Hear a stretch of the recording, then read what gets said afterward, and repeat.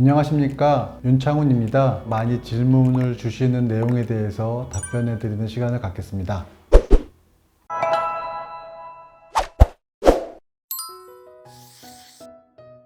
기본적으로 광대 수술을 하게 되면 우리 수술하는 광대뼈까지 접근하기 위해서 일정 부분의 안면 근육이 조금 절단되게 되어 있습니다. 그 근육들은 3개월 이내에 대부분 재위치까지 회복이 되기 때문에 3개월 정도까지는 표정이 어색하더라도 회복된다는 믿음이 있으시면 되는데요. 초기에 근육이 너무 많이 발달하신 분들은 보톡스 치료나 이런 걸 통해서 좀 더 편안하고 무겁지 않은 얼굴 형태를 유지할 수 있습니다.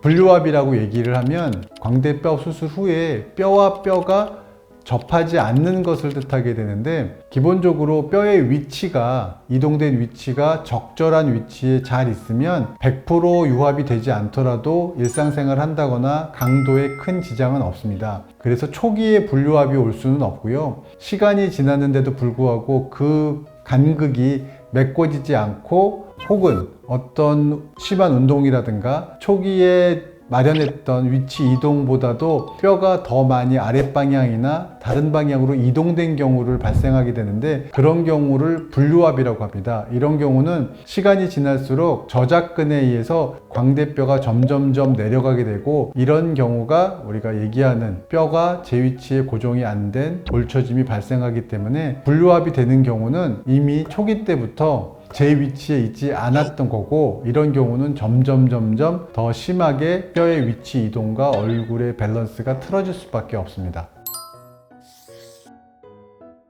치아 교정이라든가 치열이 제일 잘 맞게 되면 얼굴 표정근이 편안하게 되고, 얼굴 표정근이 편안하게 되면 근육이 더 안정화되게 됩니다. 그런 경우 전체적인 윤곽선이나 이런 게 많이 좋아지게 되죠. 뼈 자체의 볼륨이 축소한다기보다는 치열이 안정화됨으로써 주변 근육의 안정화를 통해서 얼굴이 부드럽고 편안해지는 것입니다. 이런 경우는 외적으로 봤을 때 많은 도움을 줄 수 있고요. 어떤 분에게서는 수술한 것만큼 좋은 효과를 볼 수 있지만 물리적인 뼈의 양이 줄거나 위치가 이동할 수는 없습니다.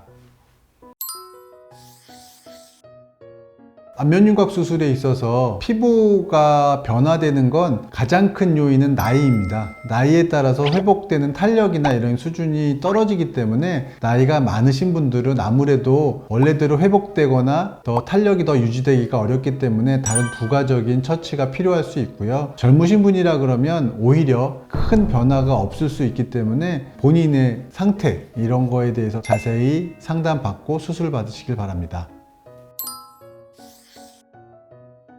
뼈에 대한 수술을 제외하고 광대 부위의 부피감을 줄일 수 있는 방법이 무엇이냐라고 물으셔 보신다면, 지방흡입도 있을 수 있고요, 보톡스 치료도 있을 수 있고, 이런 여러 가지 방법들이 있을 수 있기 때문에 연부 조직에 관해서 줄이는 치료법들도 충분히 효과가 있을 수 있습니다. 그래서 뼈는 뼈 나름의 효과가 있는 것이고요, 연부 조직은 연부 조직 나름의 효과가 있기 때문에 뼈 수술이 두려우신 분들도 적절한 치료법으로 인해서 본인이 원하는 방향으로 얼굴 형태를 변화시킬 수 있습니다.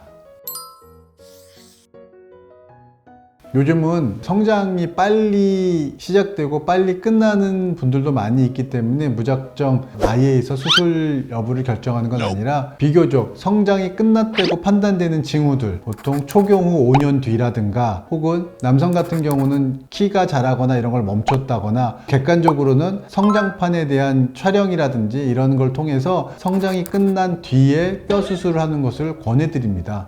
조건이 해당되면 할 수는 있는 거네요. 네. 오늘은 광대 축소술에 대해서 설명드렸습니다. 더 궁금하신 내용을 알려주시면 다음 기회에 더 자세히 설명드리겠습니다. 감사합니다.